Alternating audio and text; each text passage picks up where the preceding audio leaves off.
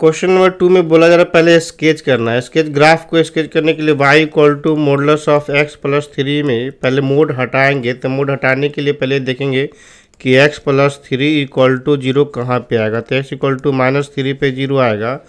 तो -3 से ग्रेटर रखेंगे तो इसकी वैल्यू मोड के अंदर ये पॉजिटिव आएगा। तो ये पॉजिटिव एज इट इज बाहर निकलेगा, x प्लस 3 बाहर निकलेगा।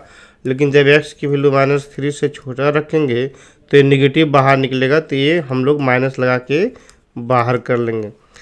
तो अब यहाँ पे सबसे पहले हमारा इक्वेशन मिला y equal to x plus 3 का ग्राफ बनाएंगे और y equal to -x plus 3 का ग्राफ बनाएंगे। दोनों के लिए इस तरह से डायग्राम प्लॉट करते हैं हम। x और y, x equal to 0 put कर देंगे तो y की वैल्यू 3 है, y इक्वल टू 0 पुट कर देंगे तो x इक्वल टू -3।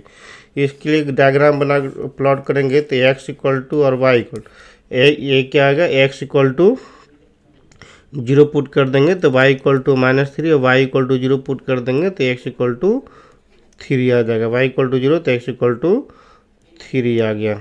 एक इसे हाँ ठीक है।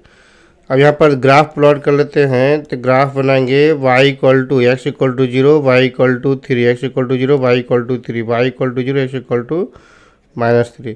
इस तरह से ग्राफ होगा ये -3, 0 पे। और ऐसे एक स्ट्रेट लाइन इस तरह से ग्राफ होगा। लेकिन हमें ये पार्ट कंसिडर करना है x की वैल्यू -3 से ग्रेटर के लिए। तो ये हम इस पार्ट को कैंसिल कर लेंगे। फिर y इक्वल टू -x -3 का ग्राफ बनाएंगे तो x इक्वल टू 0 तो y equal to -3, x equal to 0, y equal to -3, y equal to 0 और x इक्वल टू -3 ये ग्राफ होगा। और इस तरह से हमें ऐसा ग्राफ बनेगा। लेकिन ये पोर्शन को हम कैंसिल कर लेंगे क्योंकि x की वैल्यू -3 से छोटा हमें चाहिए था। तो ये पोर्शन, तो फाइनल ग्राफ हमारा ए आ गया, ए वाला, इसको हम हाईलाइट कर दे रहे हैं। ये ग्राफ स्केच हो गया। अब बोला जा रहा है इसी का एरिया निकालना है। एरिया इवेल्युएट इंटीग्रेशन -6 से लेकर 0 तक इंटीग्रेशन करेंगे। तो यहाँ पर -3 पे तो हमें पास एक इंटरसेक्ट कर रहा है। तो -6 से -3 तक इंटीग्रेट कर देंगे, फिर -3 से 0 तक इंटीग्रेट कर देंगे। एक मेथड। या दूसरा तरीके से भी हम देख सकते हैं क्या कि 0 से 3 तक, 0 से -3 तक और -3 से -6 तक ए इक्वल लेंथ है। तो इसका मतलब ये सिमेट्रिकल फिगर बनेगा। सिमेट्रिकल फिगर बनने का मतलब जितना एरिया इतना इधर आएगा उतना ही एरिया इस पोर्शन में भी आएगा। तो हम 0 से -3 से 0 तक इंटीग्रेट कर देंगे, उसमें 2 से मल्टीप्लाई करेंगे तो टोटल इंटीग्रेशन हो जाएगा। तो 2 इंटू -3 से 0 तक और मॉडुलस ऑफ x -3, तो मॉडुलस ऑफ x प्लस 3। तो यहाँ पर हम लोग देखना है क्या,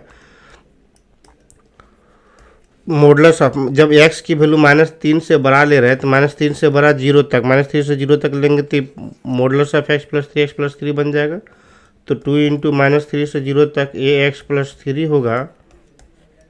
अब इसका इंटीग्रेशन आ जाएगा 2 into x plus 3 whole square by 2 और x और लोअर लिमिट अपर लिमिट -3 और 0 पुट करेंगे तो ये 2 तो कैंसिल हो गया। -2 एक्स की जगह पर 0 पुट करेंगे 3 स्क्वायर ये 9 होगा और -3 पुट करेंगे तो 0 आ जाएगा। तो इसका आंसर 9 आएगा।